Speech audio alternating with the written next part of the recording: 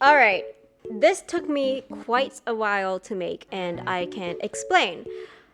So what happened was that I ended up procrastinating big time on my videos because I kept making drafts on this specific one.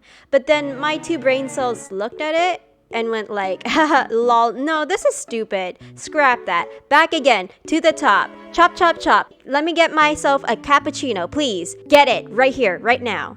Yeah, so 3 times. 3 times this has happened to me. And it took me days to figure out what I wanted the video to be, much less figuring out how I was going to tell you about the topic I wanted to explain. So here we are now, folks. Here we are now, ladies and gentlemen. Me, at 12 a.m., writing the script to get something out at the very least. Should I have got this done earlier? Yes, I should have. I'm very sorry. Should I apologize for it? Yes, I already apologized for it. Should I get a video out earlier? I can't make any promises.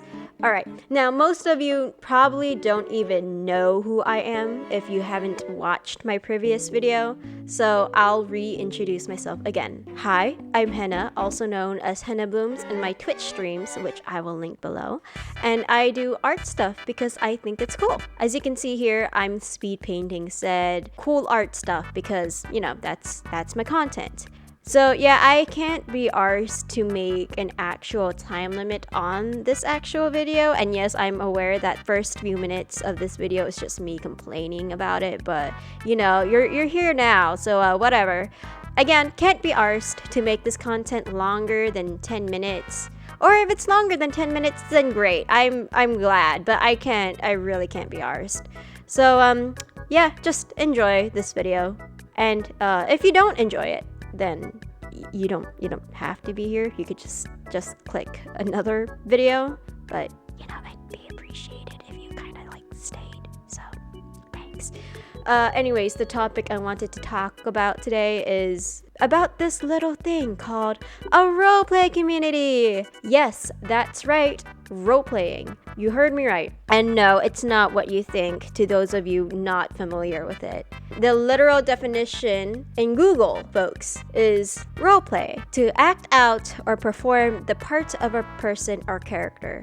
For example, as a technique in training or psychotherapy. The second definition is participating in a role-playing game, such as D&D, etc. So to dumb it down, it's writing a story for a character you created and collaborating with others in this aspect. Role-playing, in my opinion, is great for creativity and acting out certain characters that you want to flesh out. You know, it's to get with the flow, with the creative impulse. It's to engage in some sort of escapism, if you're into that. Or in a more literal sense, you'd act out this character, like out loud. I will be tackling on the multiple types of role-playing. In my experience, there are 3 types, but there could be a little bit more. However, I've mostly encountered these 3 types of role-playing. Now, the first one is script. When you roleplay in a script format, you are literally writing out a script for your character and then writing an asterisk for the action or the types of things that your character will do. It's the most basic role-playing format, and it's normally for the beginners of beginners. There's not much to it other than interactions and generally quoting what you'll say into script format. It's not uncommon for slang and other things to be in there. And when I say slang, I mean text talk, you know, like the shortened version for R, shortened version for U, and like other stuff. The second one is semi-literate. Normally, this is shown in a 2-paragraph or 3-paragraph format. Semi-literate is more or less an advanced version of script. More details are added with a character's action. It is considered normally a flash scene if under 1,000 words. For semi-literate, I'd say it's normally about 300 words or less.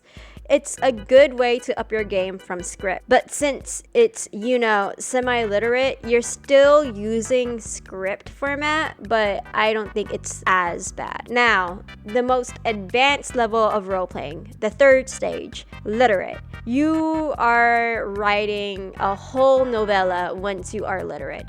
Depending on the types of roleplay you do, you're either 1,000 words or more. I know someone who has legitimately done 3,000 words in roleplay under an hour or so. And trust me, people do this for fun. I don't know if it's like masochism or like other types of stuff, but they do it. People have hobbies and they just listen, man. I can't even write 3,000 words under an hour. So any one of you audience out there who can do that, please give me like one of your brain cells. I am begging you. So there's proper grammar and advanced writing technique from this. It's incorporated into this literate style from there on. As someone who has been deeply within this community before, I definitely do recommend this to spark up creativity levels and to improve a lot of your writing that you otherwise would normally suck at. It explores multiple themes within writing, and overall, these are excellent exercises. But at the same time, be careful with who you choose to write with. As always within a community, there will always be bad apples there. The ones that are most famed for the bad reps, they're often the loudest and will often be like at the forefront of the community because, as humans, we often see like the bad instead of the good. I'm sure you are familiar with them on like some Reddit posts or like Facebook posts or etc. Or maybe even Amino if you are in that social media format. Yeah, so there are erotic role players, the pedos, the emotionally manipulative people, the ones who are plain immature, etc. So this is why I suggest to set strong boundaries whenever you roleplay. Know when to enforce them. Like enforcing them actively and letting them know consistently beforehand and having them like a little offended is better than remaining silent. So do not be afraid to speak up on these boundaries. Most of it is often applicable to real life situations that you gotta communicate, and if they don't respect it, if they continually push it, then just don't. Like stay on your guard, back out of the situation if you encounter these people. Now, back to the topic. The next topic I wanted to talk about is how you write these replies, because considering the levels of role playing here, just because people can automatically hit 3,000 words in an hour, it doesn't mean it's necessarily good. It's always down to quantity versus quality in these aspects, because a lot of it is actually like writing a novel. At least the process certainly is like it. See, you have the events of the things you want to portray or outline, the description, and the thoughts that go inside your character's head. Some people actively plan it out, some people write it at the top of their heads. For me, I do suggest writing it at the top of your head for drafts. So it really depends on which style you are comfortable with in terms of like the writing process. With that said, here are the things to keep in mind when you are role-playing with someone. First things first, there is a roleplay etiquette. You, without a doubt, include a second party into it. So with that said, treat that second party with respect. Don't go off and spam this person like, did you reply yet? Did you reply yet? Did he get into it yet? Did you reply yet? Did you write yet? People have lives outside of this roleplay. They may have jobs, schooling, or some other errands to do. It's good to gently remind them about it from time to time, like probably a couple of days as a reminder, but like spam is not appreciated. The second thing, taking things out of character, OC.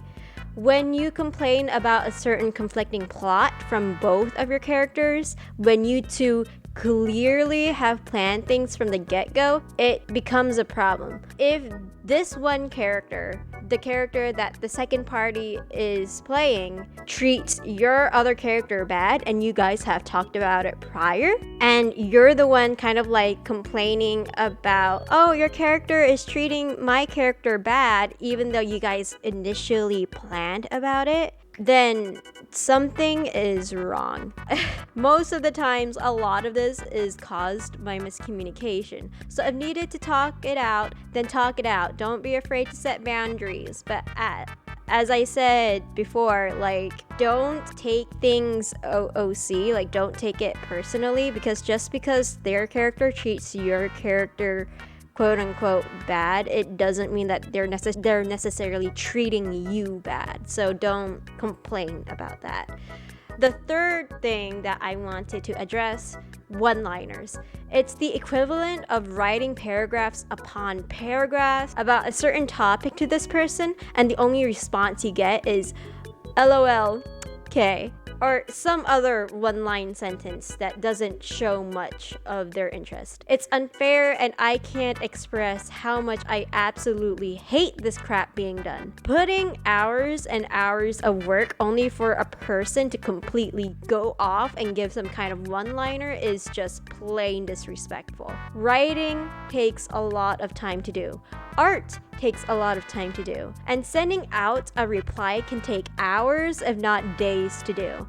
Only sending out like this one sentence reply or something among that line is just an uneven ratio is really annoying. It really irks not just me, but a lot of other role players in the community. So if you want to keep the RP partner not pissed at you, then I don't recommend you should do that. So, you can kind of see how I really dislike this kind of behavior showing within the community. So excuse me if I'm a little bit more passionate about that. For those who clicked on this video, you could see by the title that I have also included some tips to help you write better. So moving on to the next subject, we'll be discussing some good tips that have worked for me and will hopefully work for you too in the long run. Here are some 5 tips I suggest whenever you want to improve your own replies with these things. Tip 1, read books. Read them as much as you can. Whether it's fan works or actual books, I suggest reading to improve your style of writing. The more you read, good quality books, mind you, not the stuff like My Immortal. If you don't know that, you don't have to know that. Just keep living your life. The more you'll get the hang of writing replies as easily as you can. Tip 2, write. Small writing prompts and exercises can help you a lot. A daily word count of 100 or more will help in the long run. As long as it's about something that you personally enjoy, these things will come easily. Just don't overthink it too much. The more you overthink, the more it'll take forever to do. There's a reason why these things are called drafts. What's most important is that you get those thoughts down in that text. The editing process, typos, whatever, that will come later. Right now, go with the flow. Tip 3, caffeine. This might be my love for caffeine speaking, but it does help at times when out of creative juices. Now, I'm not saying that you should inhale Monster Energy and write, because that's just plain stupid. However, a little cup to go doesn't hurt from time to time.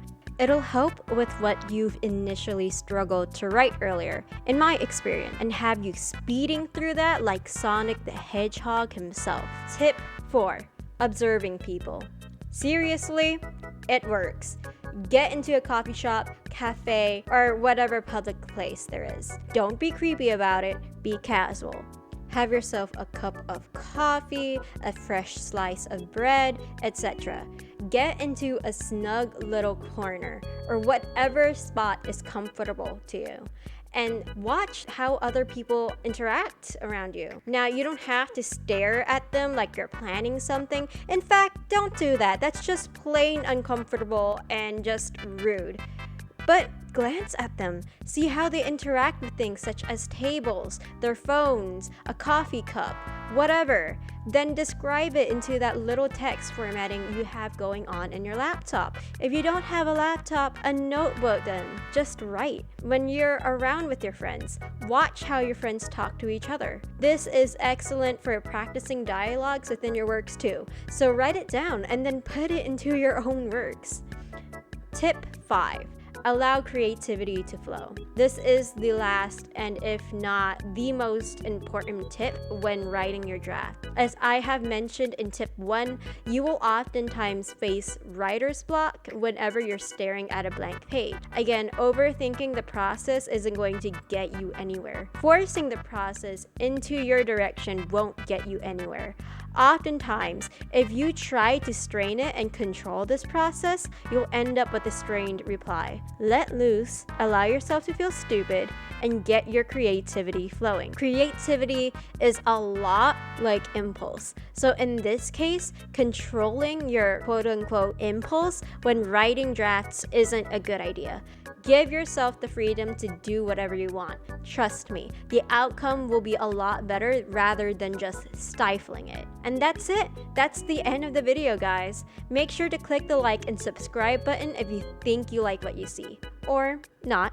You know, your choice on whatever. Honestly, it's appreciated if you checked out my Twitch streams. I often stream every other Saturday to get things done.